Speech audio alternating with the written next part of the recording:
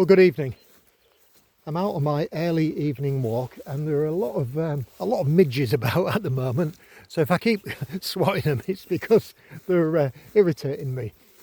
I've just watched a large tanker, large ship going down the Humber estuary here. The estuary drains quite a large proportion of the UK, and we've got rivers like the Trent and the Ouse flowing into that estuary. So it's a very active waterway, and I get to walk along the banks every single day, and that's where I make these videos. And it is the source of some inspiration for sure. And people often ask me, where do I get my inspiration from? Where do I get my ideas from to create content? Somebody said to me the other day, I thought it was quite funny, they said, "You're like the content creation king," which I found quite humorous. And they were asking, how do you manage to come up with new ideas for products and videos and things like that? And I kind of thought about it and realised that I don't come up with the ideas, or at least I don't try and come up with ideas, novel ideas or anything like that. They just come. They come to me while I'm out walking, like this.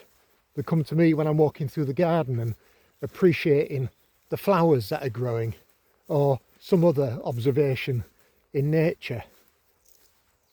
I often joke and say that I don't come to work. I come to work to play. And in that, there's a little hint or a clue as to where the ideas come from. Because the ideas or the inspirations come from inside. They come from inside me, and they just come up to the surface. I don't try and come up with ideas. I don't force ideas. I don't work hard at coming up with ideas. You know, I'm in the environment that I'm in within my work. I'm in the environment that I'm in within nature here, which is what I call my happy place. And I come out here at least 3 times a day. And ideas come to me, inspirations come to me while I'm quiet, while I'm calm. Now, trying to come up with ideas or forcing ideas is not a calm mind to me. That sounds like stress to me, and we all know that we shouldn't make important decisions if we're feeling stressed. And so I guess I've learned to get comfortable with not forcing ideas, with not having to come up with something new. And to be quite honest, there are some days where, you know, I might be busy doing something and I don't give it another thought. I don't give it a thought about having to come up with some ideas or some content, because I'm focused on what I'm doing. Sometimes I just have a pause, I guess, because I'm busy doing something else. I might be building a website for somebody. I might be on a call with someone. I might be listening deeply to what they're sharing. And so I don't think during that time that I'm thinking about other things, because, well, that wouldn't be being present. So I guess another clue to me saying that, because this isn't something I've rehearsed or thought about before I made this video, I'm just kind of making it on the fly. If I'm not present, then I'm not going to be present to any inspiration or ideas that come up to the surface. And I really trust that process. You see, people will say to me, yeah, but you seem to come up with things just at the right time. Well, when we think about our natural way of being, our own wisdom and intelligence, when we think about that, it always comes up with things at just the right time. You know, the timing is perfect for just about everything in our life, for everything that we do and experience, I believe that that timing is quite perfect. Whether we might judge it at the time as being good or bad, if we have that kind of dualistic thinking of, oh, that's really bad or that's really good, and we give meaning to it, I'm not talking about that. What I'm talking about is to know that the universe, wisdom, whatever you want to call it, is quite perfect. And we're part of that. And we can tap into that perfect knowing, that perfect timing.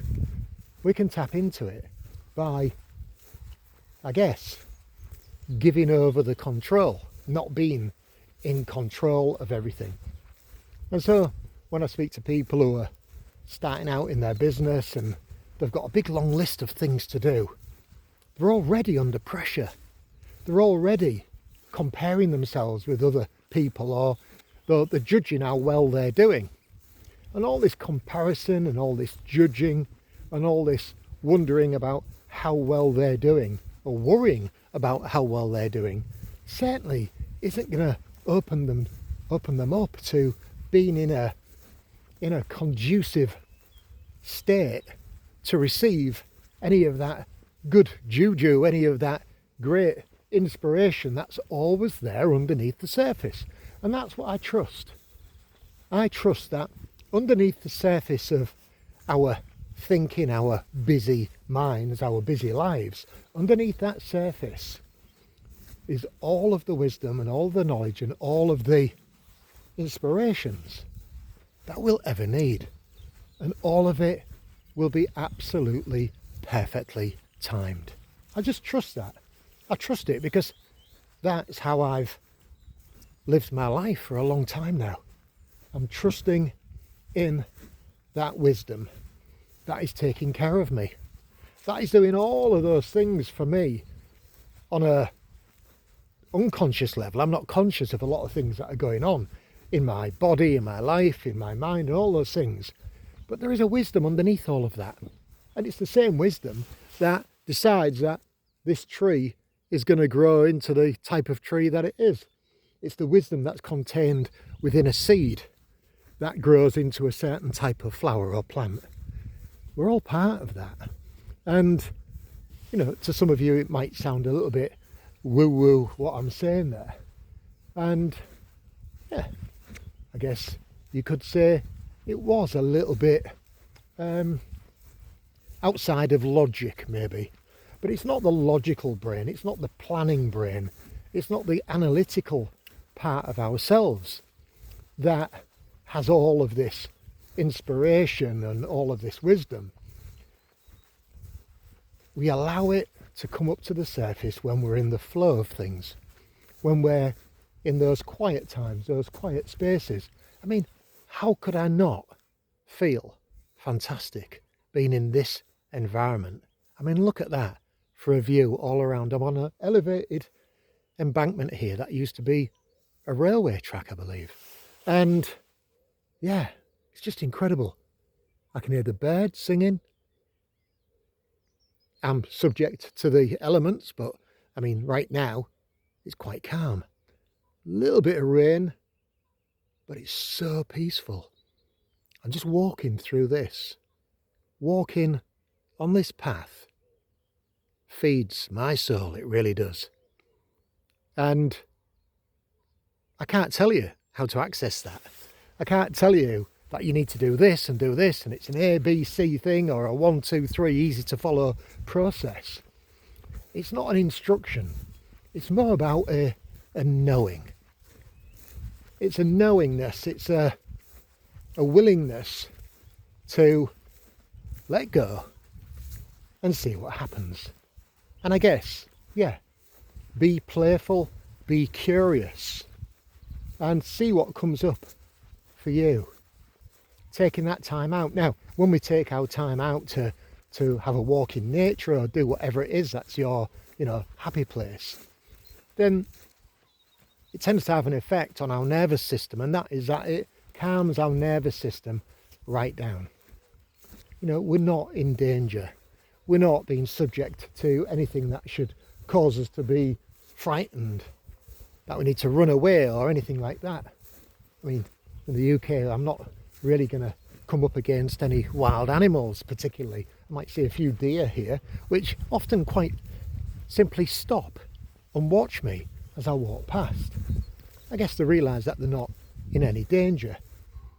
And then there's lots of birds of prey and such which I'll see in the sky, and sometimes I'll see them hunting, and and I think about that. I think how fabulous it is to be able to fly. And because I was so inspired by that and looking how fabulous it is, or must be, to fly, I actually bought myself a drone, because I thought that means I'm going to get a bird's eye view. And that was me being playful, and I've enjoyed playing with that drone, experimenting, doing some cinematography, and just, yeah, being childlike. I've not followed any real process. I didn't have any real intention when I went out with the drone the first time. I just took it out and flew it, and I was just amazed at what I could see, the views that I could see on the river bank, and it was just incredible. I remember one day I was flying the drone, and there's a big area of reeds in the, you can't really see it from here, but there's a big area of reeds. There must be like 100 metres wide, this reed bed. And I remember flying it over the reed bed, because you can see all the little tracks that the deer make in that reed bed on the riverbank. And one day I was just flying it above there, probably about maybe 100 metres high. So it really looked like this weird, surreal landscape below. And I spotted something that was white, and I thought, wow, that stands out. I'm going to drop the drone right down, low down. I'm going to investigate what it is, this white object amongst all this green and brown of the riverbank. There's a white object. I'm intrigued. What could it be? And there was that kind of childlike curiosity in me that wanted to explore it, and I could explore it from the sky. It was like, wow, it's like being a bird. And so I lowered it down, and as I got closer and closer to it, I could see that it was actually a fridge. There was part of me that was a bit disappointed that it wants something interesting. I don't know what I was expecting it to be, but also there was a part of me that just stood here and laughed, because I thought it was so funny that in all of this nature on this lovely riverbank, I found a fridge. Oh, that was hilarious. Anyway, a strange thing to share with you. But yeah, I just wanted to share that with you about really trusting, being playful, being childlike, and trusting that whatever you need to come up is there, waiting to come up to the surface, were it not for you trying too hard or trying to force it to happen. Okay, well, I'm going to carry on with my journey now. So I'm wishing you a fabulous day.